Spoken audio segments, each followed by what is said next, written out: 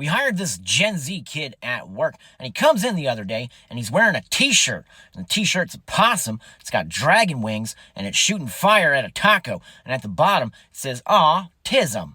Graphic t-shirts go against our office policy per the dress code, and yet nobody said a goddamn thing to him. In fact, my boss walked right past him, said, "Hey kid, that shirt's the Riz," and then tried to give him a high five. It was incredibly awkward. God forbid I dress comfortably for once. I wore a vintage tuxedo t-shirt to work one time. My boss yelled at me for 37 minutes. Later that day, I'm in the little boy's room, and I'm standing at the urinal, and in comes this fucking kid, and he takes the urinal right next to me. There's only 2 urinals, it wasn't weird. I like messing with people, so I looked over at him, and I said, "Hey man, I really like your nail polish."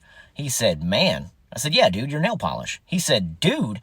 And I said, "I don't like your fucking tone right now." He said, "I don't like that you're assuming my gender." I said, "Listen here, dickhead. You're in the men's room. You're standing at a urinal. I can see that yours is bigger than mine. I'm not assuming a goddamn thing. I'm drawing conclusions." I didn't stop there. I said, "Look, man, you're new. If I don't know your pronouns yet, chances are I couldn't spell your name right if you asked me to." He said, "How do you think you spell my name?" And I said, Jerry. He said, "My name's not Jerry." And I said, "You're assuming that I give a shit." He said, "You remind me of my dad." And I said, "I remind me of my dad too. That's why I stay away from mirrors, because that's how ghosts escape from the other side."